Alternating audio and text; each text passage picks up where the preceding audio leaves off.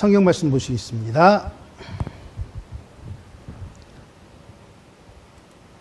성경 말씀 마가복음 14장 32절에서 42절 말씀입니다.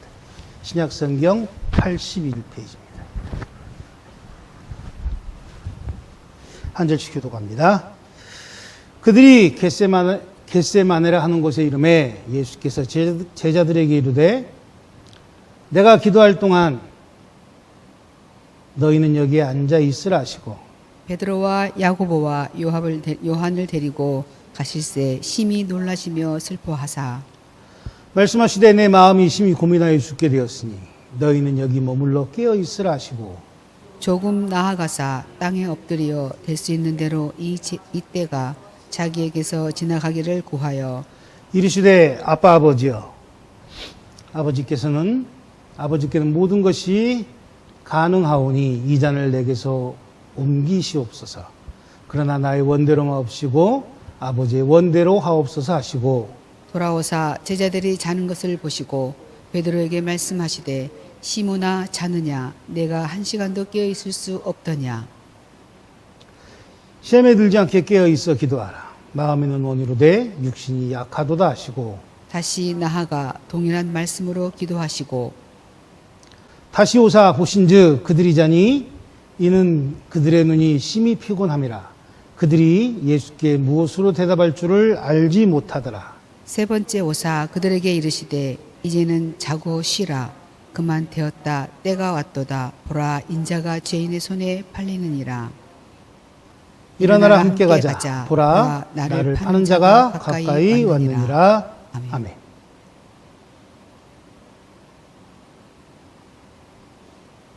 오늘 본 말씀이 굉장히 귀에 익으시죠? 이 말씀이 1년에 가장 많이 선포되는 기간이 언제인지 아십니까? 주로 고난주간에 많이 선포되는 말씀입니다. 그런데 24년도를 마지막으로 예배드리는 마지막 주에 이 말씀을 같이 고민해보고 나눠보고 하고자 하는 생각은 사실은 그렇습니다. 우리가 어느샌가 성경을 볼 때 이렇게 시즌별로 나눠놓는 성구들이 몇 개가 있어요. 추수감사주일날 많이 활용되는 성구가 따로 있고 고난주간, 부활주일날 많이 사용하는 성구가 있습니다. 그런데 그동안에 제 설교를 들어보신 분은 아시겠지만 저는 그런 성구를 별로 사용하지 않습니다. 절기 시간마다. 그런데 마지막 주간에 왜 굳이 고난주간에 많이 사용되어진 성구를 가지고 우리가 은혜를 받고자 하는 생각을 하냐면 그렇습니다. 인생이라고 하는 게 사실은 2개나 3개의 목숨을 가지고 사는 게 아니거든요. 게임을 할 때는 시간마다 리셋이 되기도 하고 그리고 인생을 시작할 때 그 게임을 시작할 때 아예 그 삶의 숫자를 정해주기도 합니다. 그래서 뭐 오락실에 가서 하는 게임들은 보통 2번 정도의 목숨을 주기도 하고 컴퓨터라는 게임에서는 죽어도 계속 살아나는 그런 인생을 가지고 있죠. 그런데 그런 가상의 세계가 아니라 지금 살아가고 있는 우리의 지금 현재 세계에서의 내 목숨의 개수는 몇 개죠? 1개입니다. 불교에서 말하는 윤회를 한다거나 돌고 돌아가는 게 아니고요. 지금 한 번으로 처음과 끝이 결정되는 거예요. 우리가 경험하는 많은 것들이 삶에 대해서 그러한 부분을 가르쳐주지 않다 보니 그러니까 우리가 흔히 그러죠. 지금에 못 이루면 다음 생에, 그 생에 못 이루면 그 다음 생에. 그런 말을 우리는 흔히 합니다. 그런데 그것은 성경적으로 얘기하면 절대로 가능한 얘기가 아니라는 거죠. 오늘 본 말씀에 겟세마네 동산에서 예수님이 기도하십니다. 잘 아시는 내용이에요. 겟세마네의 뜻은 즙을 짠다는 얘기예요. 즙을 짠다는 뜻을 갖고 있어요.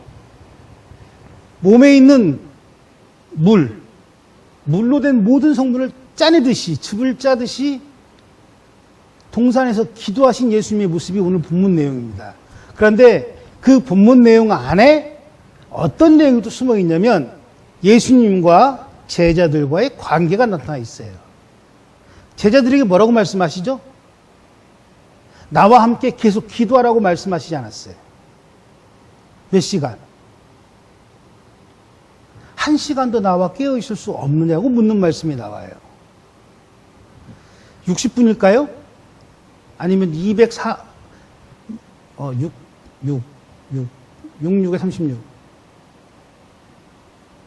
36. 360분일까요? 1시간이. 맞나요? 60분. 3600초입니까, 그러면? 초로 따지면? 우리가 인생에 있어서 어떤 중요한 결정을 할 때 흔히 우리는 그런 얘기를 합니다. 나와 함께 고민할 사람, 나와 함께 의견을 나눌 사람, 그리고 나와 함께 해줄 사람을 찾기도 합니다. 그런데 오늘 본문 말씀에 주님은 11제자를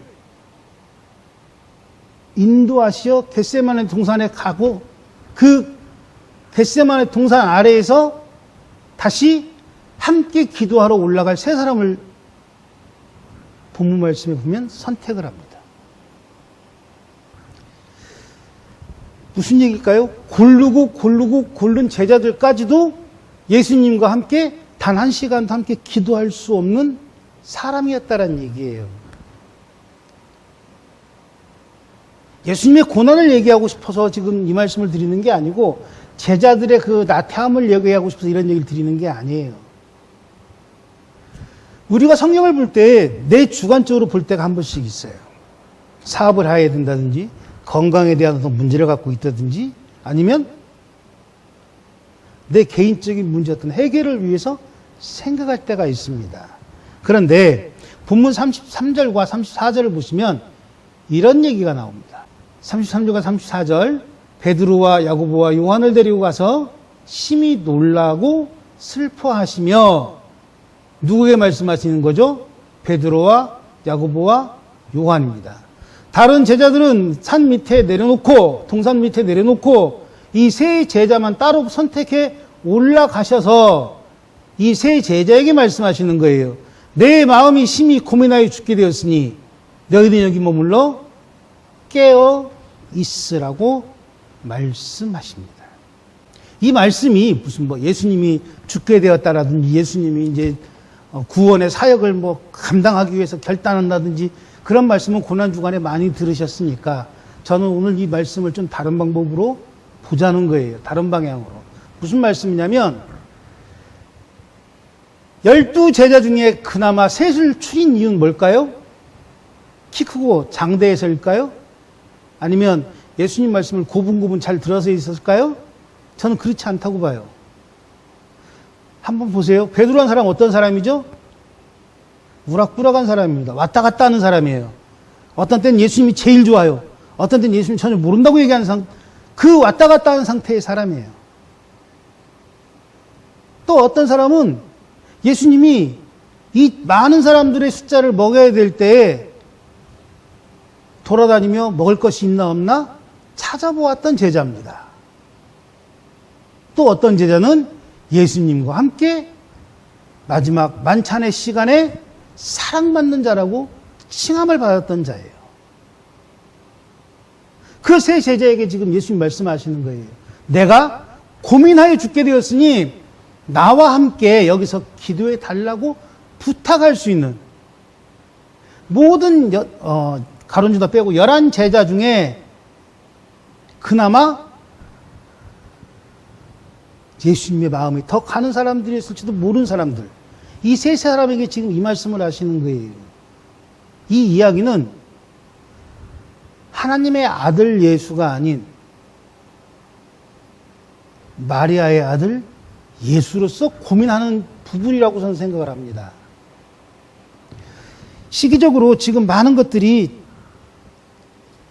나라적으로도 힘들죠. 오늘 예배 드리기 전에 막 뉴스 특보로 나온 불행한 일도 있는데 이런 모든 안타까운 것들을 보면서 저는 그렇게 생각을 합니다. 벌써 이렇게 인터넷 창에서 보면 막 가관도 아니에요. 음모론도 나오기 시작했고 누굴 탓하기도 하고 그런데 지금 중요한 건 누굴 탓하거나 음모론을 따질 때가 아니라 왜 그런 불행한 일이 벌어졌냐가 중요한 거예요. 마찬가지입니다. 우리 12월 3일 날을 아마 지금 10대들은 평생 가도 잊어버리지 못할 거예요. 제가 11.6을 잊지 못하듯이, 제가 5.18을 잊지 못하듯이. 그런데 중요한 건 그거잖아요. 그 뒤에 어떤 수습의 단계를 갖추어 가냐는 거죠. 오늘 본문 말씀에 보면 예수님의 세 제자들은 잘 아시는 것처럼 어떻게 하죠? 잠을 잡니다. 그러니 예수님께서 말씀하시는 거예요. 1시간도 나와 깨우실 수 없더냐고 묻는 거예요. 여러분들 잘 아시는 것처럼 어디 교육받으러 가면 어떻게 되죠? 가르치는 사람은 절대 졸지 않습니다. 그런데 가르침을 받는 사람은 어떻게 해요? 교육받는 사람들은 대부분이 졸아요. 목사들을 모아놓고 예배를 드리면 목사들 중에 조는 사람이 있을 것 같습니까? 없을 것 같습니까? 죄송하지만 목사들도 좁니다. 설교하는 목사님만 막 열을 내서 이러고 있지. 그리고 졸던 사람이 자기 교회 가서 뭐라 그래요? 왜 조냐고 뭐라 그래요? 이게 사람이거든요. 이게. 그런데 한순간 한순간 그 틈을 계속 주다 보면 어느샌가 그 틈이 나를 전체적으로 다 메워버리는 상황에 나를 가둘 수가 있다는 얘기예요. 예수를 믿는다는 건 사실은 되게 쉬운 거지만 그 쉬움이 어디에서 나오냐면 다윗의 고백, 우리가 한번 찾아볼게요.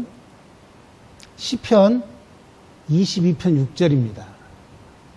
다윗은 이렇게 얘기했습니다. 나는 벌레고 사람이 아닙니다.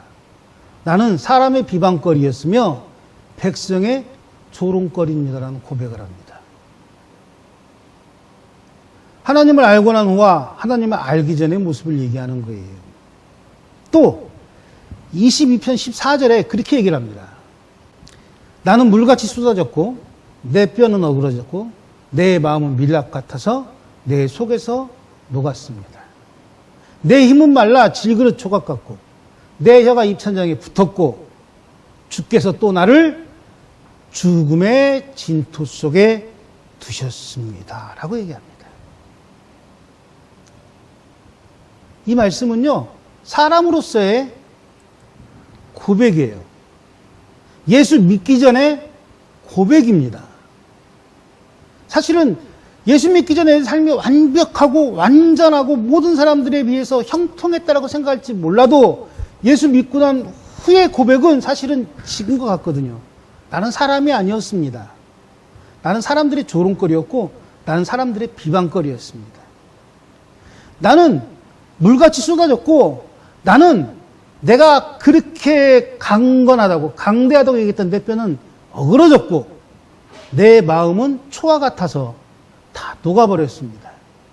내 입은 말라서 질그릇 조각 같았고 내 혀는 입천장에 붙었습니다.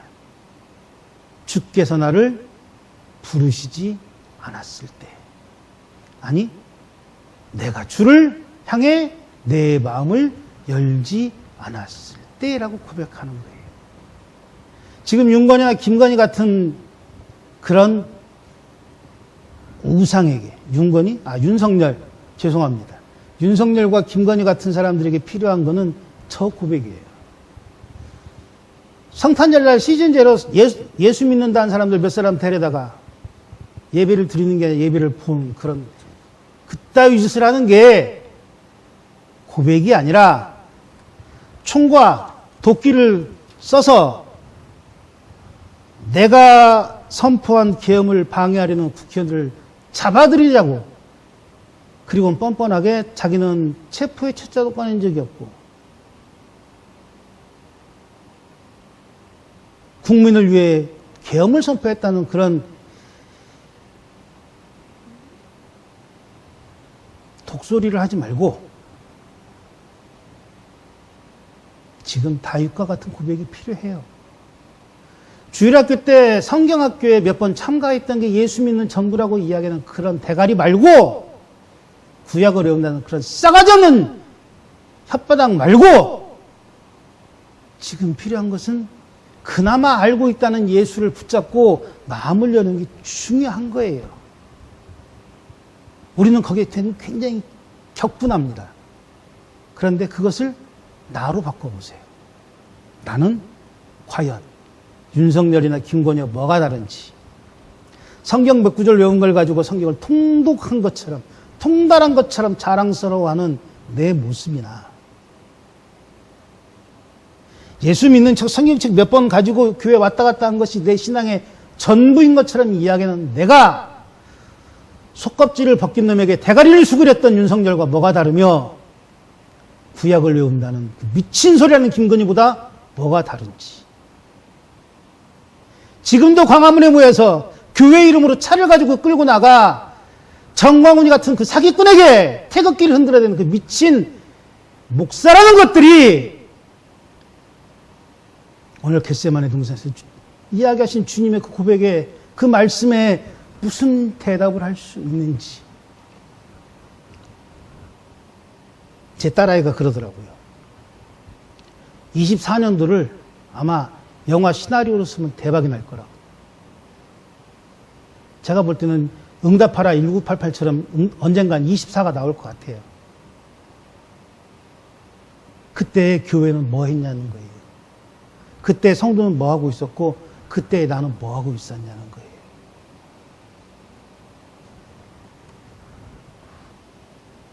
저는 5.18을 죄송한 얘기지만 대학 가서 배웠습니다. 광주가 아닌 익산에서, 이리에서, 인천에서. 그게 저한테는 평생 짐이에요. 아마 제가 예수를 안 믿었다면 그게 짐이 안 됐을 거예요. 근데 예수를 믿고 예수님 안에 살겠다고 고백했던 그 젊은 서재경한테는 평생 짐이었고, 그것이 또한 성도들을 바라보는, 성경을 바라보는 눈의 시작이었습니다. 여러분들은 어떻습니까? 여러분들 성경을 어떤 눈으로 바라보십니까? 여러분들은 성경을 누구의 관점으로 보십니까?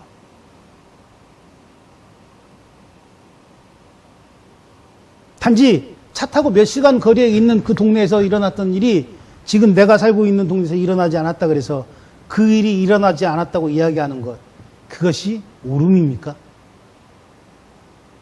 성도로서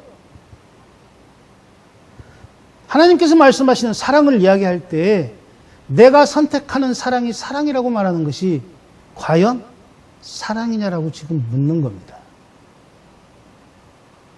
오늘 이 겟세마네 사건을 놓고 볼 때 예수님은 제자들에게 얘기하세요. 나와 함께 기도해다오. 나와 함께 기도해다오. 그리고 뭐라고 말씀하시죠? 이제 다 끝났으니 내려가자라고 얘기합니다. 그리고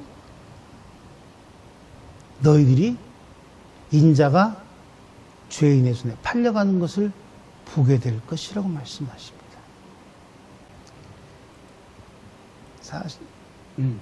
41절, 42절 뭐라고 말씀하시냐면, 세 번째 그들에게 말씀하시되 이제는 자고 쉬어라. 그만 되었다. 때가 되었다. 보라, 인자가 죄인의 손에 팔리는 그 때가 되었다고 말씀하십니다. 그러면서 말씀하십니다. 42절, 일어나라, 함께 가자. 나를 파는 자가 가까이 왔다라고 이야기하십니다. 이 겟세마네 동산에는 제자가 몇 명 갔을 것 같아요? 예? 12명입니까? 11명입니까? 10명입니까? 3명입니까? 잘 선택해 보세요.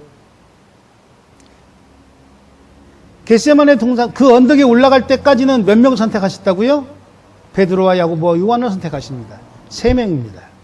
그럼 나머지 제자들은 어디 있었을까요? 밑에 있었겠죠. 그 밑에 있는 사람까지 합쳐갖고 12명이었을까요? 11명이었을까요? 가룟 유다를 빼고 11명만이 예수님을 따른 거예요. 마지막 만찬을 할 때, 그 성찬을 할 때 가룟 유다가 묻습니다. 주여, 내가 주를 팝니까? 라고 묻습니다. 그리고 뭐 해요? 예수를 팔러 제사장의 뜰에 나가는 거예요. 예수 믿는다고요? 주일날 앉아서 예배 드린다고요? 입으로 내가 예수님을 믿어요라고 고백한다고요? 예수님에게 그 각별한 달란트를 받아서 재정을 담당했던 가룟 유다까지, 그럼에도 불구하고 가룟 유다가 예수님을 파는 자리로 나아가는 사건을 우리는 기억해야 된다는 거예요. 제자들이라니까요, 우헌이 몰려가지고 12명이 다 갈 거라고 착각하지 마십시오. 지금 예수님은 그래서 고민하신 거예요. 그래서 아버지 이 잔을 옮길 수만 있으면 옮겨주십시오. 고백하는 거예요.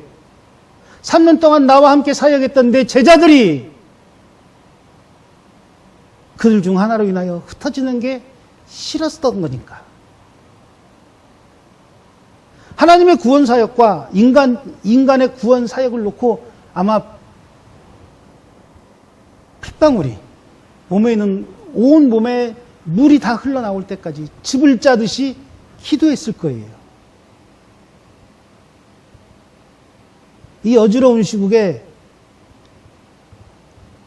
정광훈 같은 그 사기꾼이 지저대는 그 말에 올소가 아니라 아멘하는 그런 더러운 입 버리고,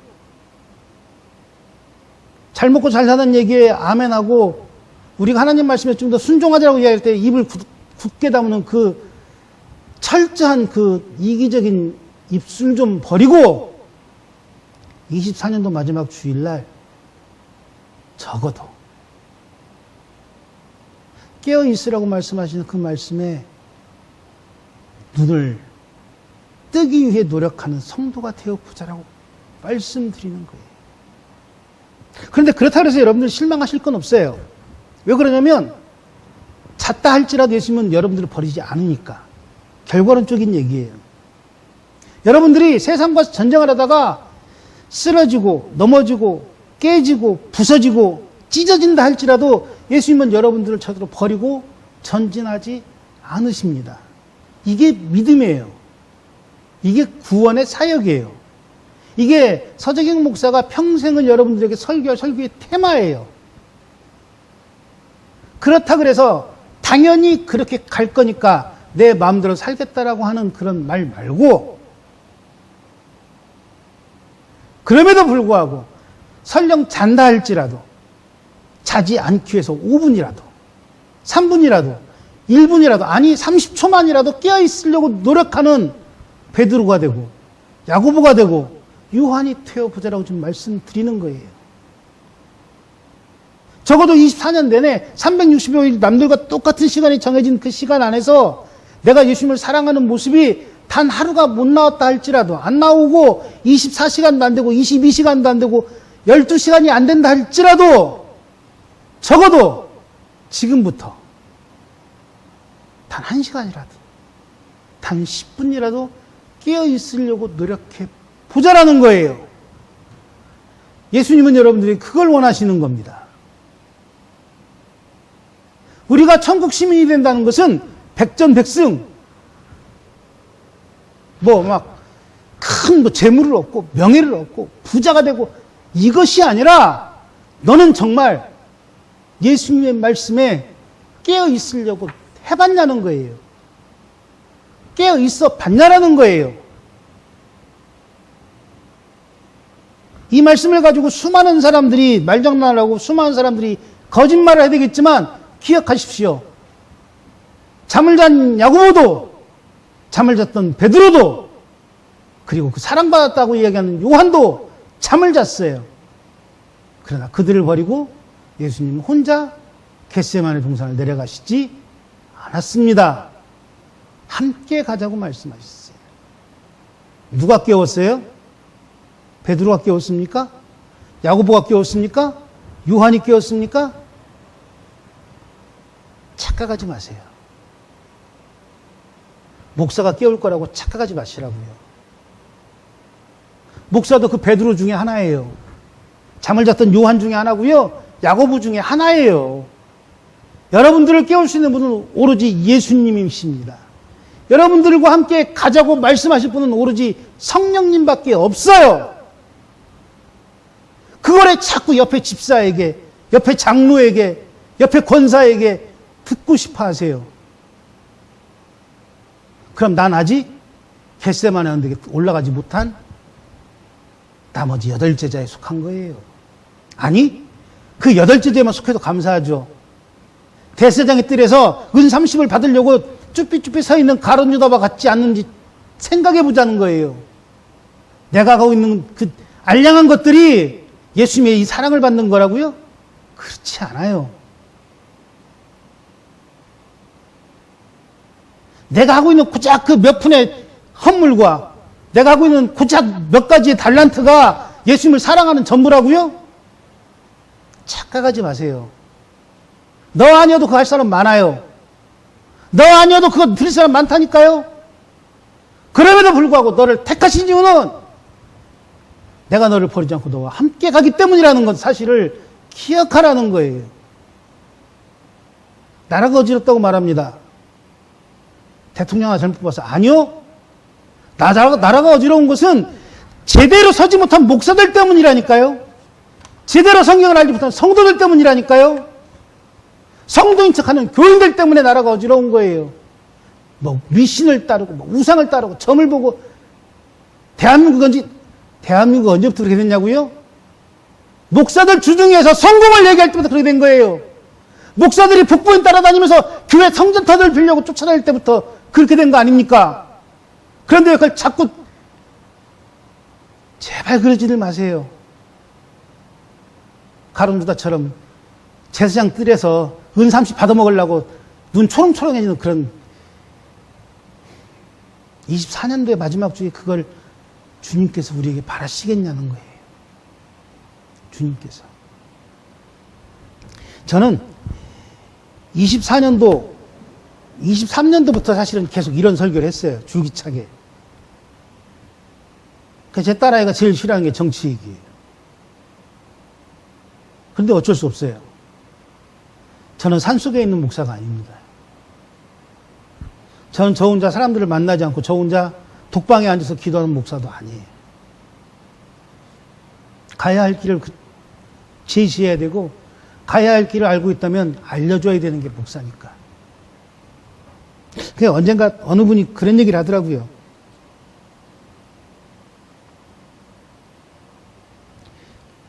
교회에 대한 얘기를 하다가 목사에 대한 얘기를 했어요. 그런데 거기에서 목사들은 목자다라는 얘기를 하시더라고. 그래서 제가 얘기했습니다. 목사는 목자가 아닙니다. 목자는 성경에 이르기를 오직 한 분, 주님밖에 없습니다. 목사는 그 목자의 음성을 그나마 조금 더 그 양들 틈에서 잘 알아듣는 양치는 개예요. 착각하지 마십시오. 개가 사람 노릇하려니 교회가 개판이 되는 거예요.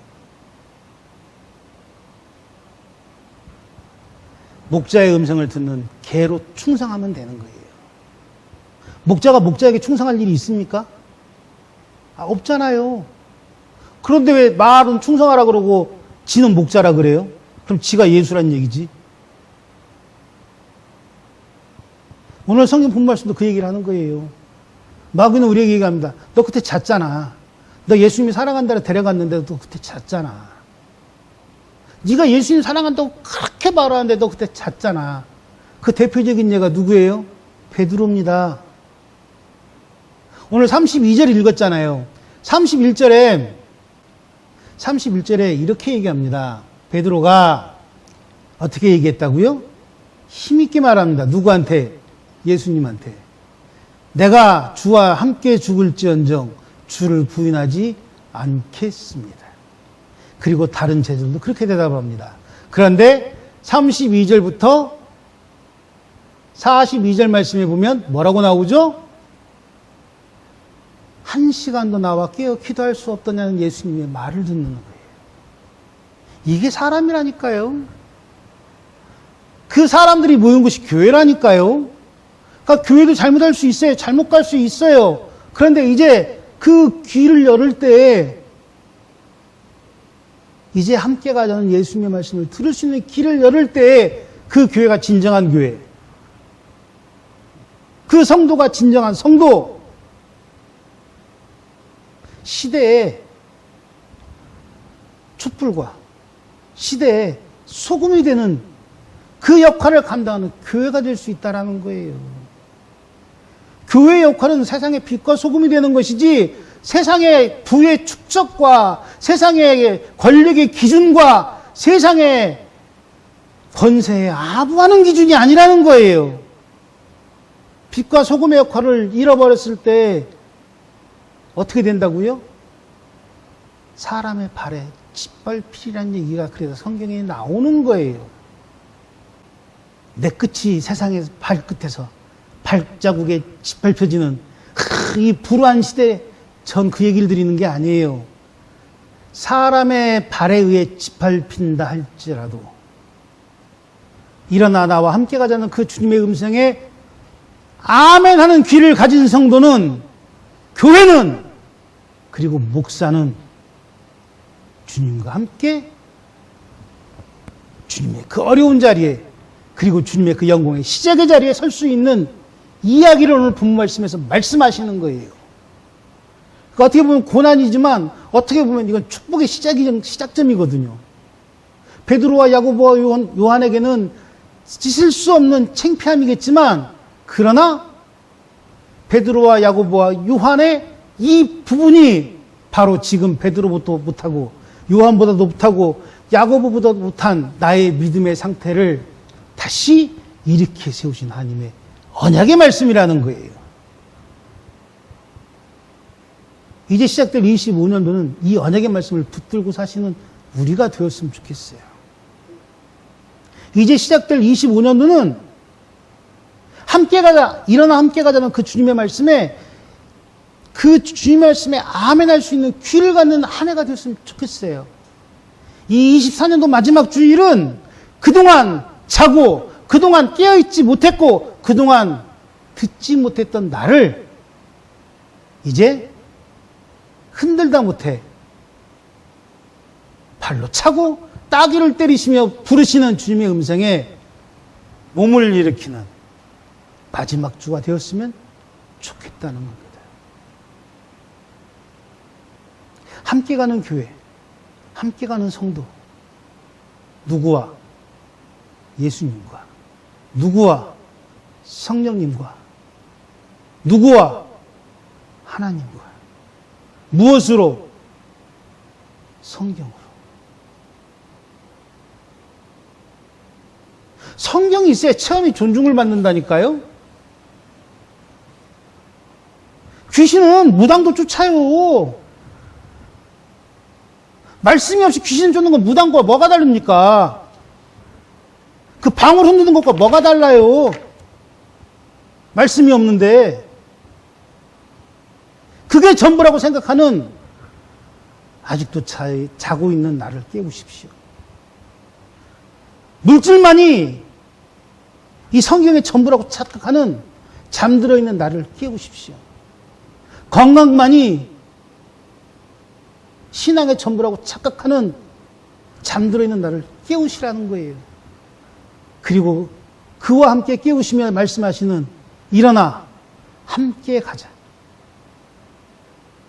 일어나 나와 함께 가자라고 하시는 그 말씀에 일어나시고 깨어나시고 그리고 눈으로 예수님의 구원의 현장을, 구원의 역사를 좌시하며 고백하는 신앙의 시작이 되시기를 주의 이름으로 축원합니다.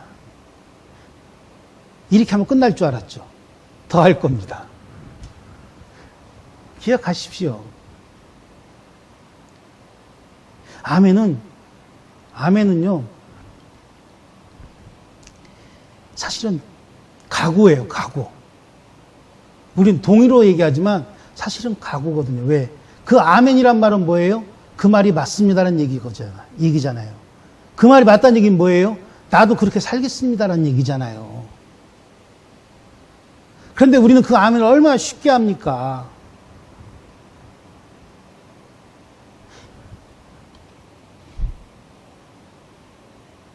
세상에서 지는 것, 예수님이 깨울 때까지 자고 있는 것, 그리고 아니 예수님이 깨워도 일어날지 못할 것 같은 내 신앙 상태 걱정하지 마세요. 예수님은 이렇게 장부를 들고 다니면서 서재경 몇 월 며칠 몇 시부터 몇 시까지 취침, 아무개 권사라면서 몇 년도 몇 월 며칠부터 몇 년도 몇 월 며칠까지 기도 한 번도 안 함, 이렇게 적으시는 분이 아니라니까요. 마귀는 오히려 적어요. 사탄은 오히려 적습니다. 그리고 얘기합니다.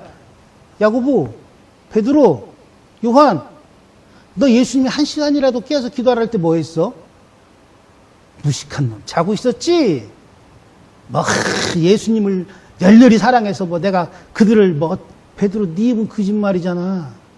3번이나 부인했잖아, 이놈아. 그렇게 우리에게 계속 이야기하는 게 마귀라니까요.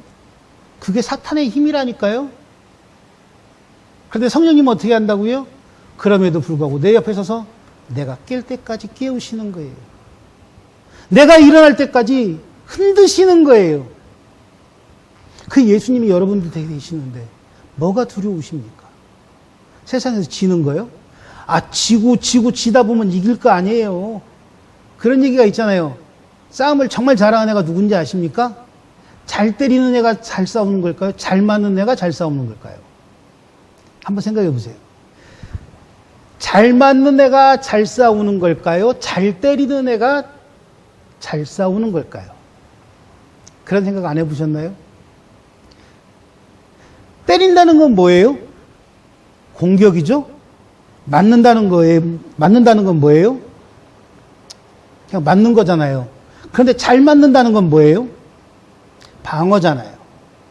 여러분들 권투 경기나 요즘 나오는 격투기 경기를 한번 보십시오. 공격만 열심히 하는 애는 어떻게 돼요? 시간이 갈수록 힘이 빠집니다. 잘 맞는 사람, 방어를 잘하는 사람은 그 사람에게 똑같은 시간, 똑같은 경기를 했을 때 힘이 남을까요? 남지 않을까요? 세상에 진다는 것은 잘 맞는 방법을 연구하는 거예요. 세상에 지는 것에 대해서 두려워하지 마세요. 그러니까 지면 다음번에 안 지려고 노력할 거 아니에요. 또 지면 그 다음에 또 잘하려고 노력할 거 아니에요. 세상에 진다는 건 세상에 이기려고 연습하는 거예요. 바꿔 말해서 우리가 예수님을 사랑한다고 말하고 내 한 번의 실수, 내 두 번의 실수가 예수님의 사랑으로부터 멀어지는 길이 아니라 예수님의 사랑을 확인하는 그 단계로 한 걸음씩 더 나아가는 거예요. 그래서 예수님의 제자들을 보면 대부분 특이한 사람들이잖아요. 과격하고 다혈질이고 변덕이 죽글듯이 왔다 갔다 하고, 그럼에도 그들이 다 순교하잖아요. 이게 예수님을 사랑하는 방법을 아는 사람으로 3년 동안 부활하시고 올라가시고 그 나머지에 선교의 여행을 하면서 다져지는 신앙의 모습이거든요. 교회의 제일 된 목표가 전도라고요? 그래서 교회 예배당 채우는 거라고요? 그게 성공신학이에요, 그게. 교회의 제일 된 목표는 예수의 이름을 드러내는 거예요. 거기에 전도가 들어가는 거예요. 근데 예수의 이름은 없고 교회 이름과 목사 이름과 교회 예배당 채우는 게 전도라고 가르치는 교회가 있다면 심각하게 성경을 좀 다시 고려해 보십시오.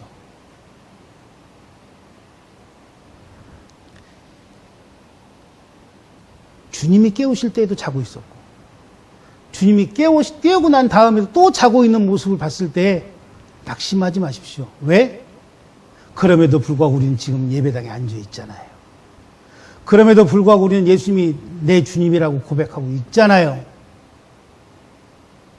그 고백이 켜켜이 쌓이고 그 고백이 나의 시간에 점점 더 깊숙이 녹아들 때에 우리는 내가 부러워하는 아무개 집사님처럼, 아무개 권사님처럼, 아무개 장로님처럼 다시 내게 밝아질 다음 날을 기대하는 성도로서의 삶을 시작할 수 있다는 겁니다.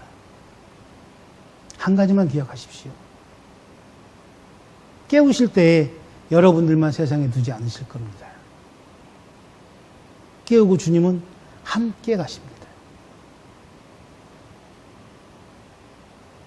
24년도의 삶이 비록 우리가 생각하는 것처럼 밝지 않다 할지라도 24년도 마지막 시간에 우리는 모두 다 엘리야가 되어 있잖아요. 갈멜산에서 그 많은 우상 덩어리들과 싸우던, 우상의 제사장들과 싸우던 우리는 엘리야를 기억하잖아요. 그리고 지금 우리 신앙자로서, 성도로서 그 엘리야의 삶을 주님은 우리에게 보고 싶어 하십니다.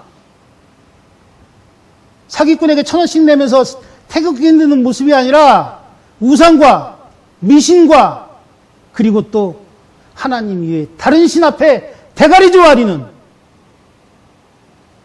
몸에 피치를 해대고 몸에 상처를 내고 지랄 발광을 하는 그런 모습이 아니라 엘리야의 모습으로 주님이 내리시는 그 불의 심판을, 성령의 역사하심을 증거하고 증명하는 삶을 우리에게 지금 말씀하시잖아요. 일어나십시오. 그리고 함께 가십시오. 교회와 성령님과 예수님과 그리고 아직도 잠들어 있는 자들을 향하여 깨어나지 못한 자들에게 나아가 깨어있기를, 깨우고 또 그들과 함께 가기를 나아가시는 저와 여러분 되시기를 주님의 이름으로 축원합니다.